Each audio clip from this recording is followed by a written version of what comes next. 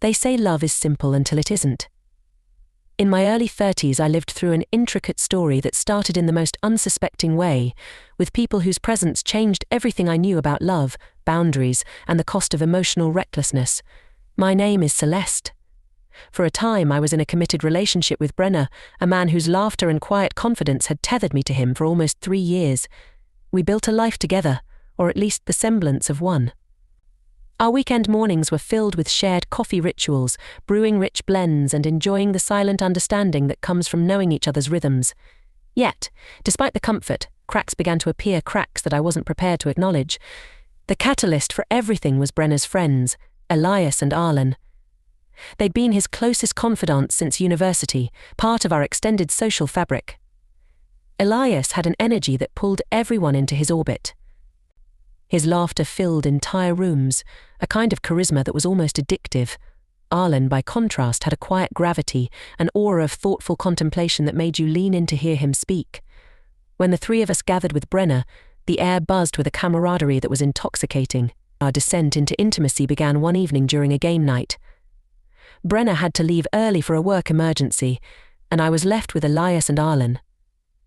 The conversation evolved from light banter to something raw, intimate.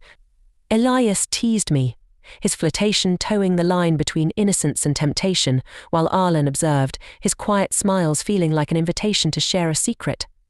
The nights that followed took on a rhythm of their own. Brenner, unaware of what simmered beneath the surface, would go to bed early, leaving me with his friends. Elias would talk passionately about his travels, about foreign cities and adventures, his excitement contagious. His words were vibrant, full of life, and I found myself craving the way he made the world feel larger, more exciting. One evening he cooked a meal for us, his hands moving deftly as he prepared linguine with lemon and herbs. When he offered me a taste, his gaze lingered on mine for a moment too long. Arlen was different. One evening, when Elias had left the room to take a phone call, Arlen sat beside me on the balcony. The moon cast a gentle glow, and the air smelled of rain. "Celeste," he murmured, "have you ever thought about why we connect so deeply with some people and not others?" His voice, low and thoughtful, unraveled me. We talked about longing, about what it means to feel seen, and by the time Elias returned, the tension was palpable. One summer afternoon, everything shifted. Brenner had gone out for a day trip with his family, leaving Elias, Arlen, and me alone in the apartment. It was Elias who initiated the change. He suggested a picnic on the living room floor, laying out soft blankets and an array of fruits, cheeses, and wine.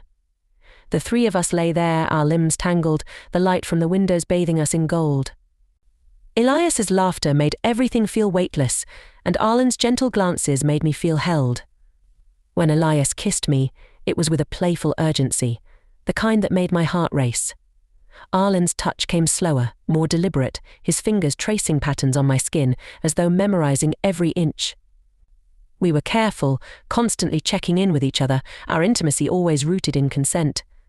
I remember the way Elias whispered my name, his voice cracking, and how Arlen kissed my forehead with a tenderness that made me ache. Our bond deepened in unexpected ways. We shared quiet mornings and exhilarating adventures. Elias had a passion for hiking, so we often escaped to trails, our laughter echoing through the woods.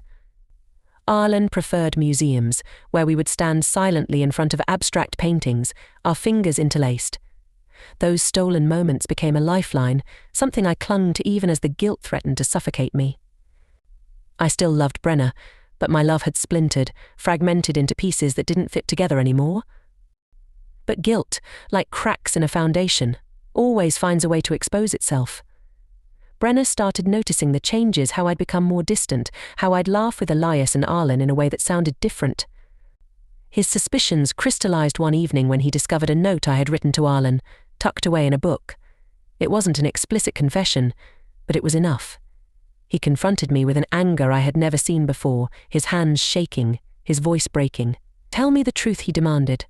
"What's going on between you and my friends?" Each word cut through me, the weight of my betrayal crashing down. I told him everything, my voice steady, but my heart splintering with every word. The confession felt raw, like an open wound. Brenner's face twisted with disbelief, the kind of pain that's almost unbearable to witness. The days that followed were a blur of anger, hurt and broken trust. Brenna moved out, and the once warm apartment felt empty, haunted by the echoes of everything that had gone wrong. Elias and Arlen tried to reach out, but I needed space from everyone. I couldn't bear the weight of what I had destroyed, the friendships I had unraveled. In the quiet aftermath, I reflected on the meaning of love and the complexity of human connection. The choices I made had consequences I could never undo, but they taught me about my own heart, how deeply I could feel, how far I could fall, and how sometimes the search for love can leave us broken yet more aware of who we are.